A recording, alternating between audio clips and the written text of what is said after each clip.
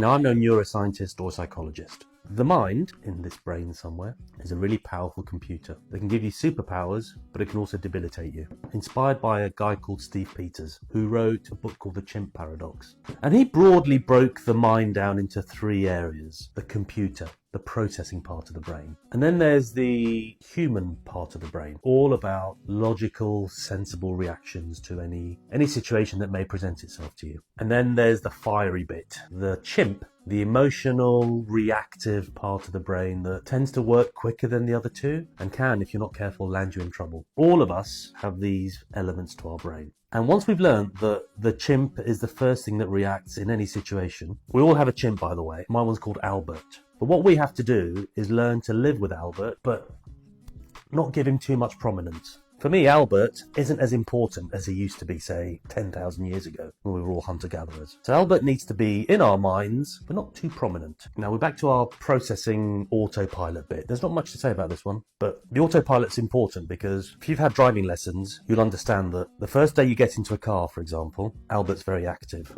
Albert's very kind of, I can't do this. This is all too complicated. What the processing bit does is very quickly absorb all of those actions. 3 or 4 lessons later, the chimp, the reaction, becomes much smaller. The stuff that we learn would suddenly become normal. And the bit that we need to work on the most is the human element. The bit that doesn't react as quickly as the chimp, but 99 times out of 100 reacts logically. Your gut here can land you into trouble if you're not careful. Whereas decision making, when it's done calmly, rationally, humanly, can begin to take over. That can allow you to make good decisions so that you yourself remain content and people around you can also remain happy in your sphere. Any decision is done rationally. You can't make a rational choice when you're angry or when you're sad or when you're feeling anxious. This fella is all about survival. So get to know your chimp, put your arm around him, feed him a banana, give him a little run around, and then use your logical thinking human brain to make the right decisions 99 times out of 100. When this chap has smothered that chap, then you're good to go. Then you're beginning to crack life. If this resonates with you,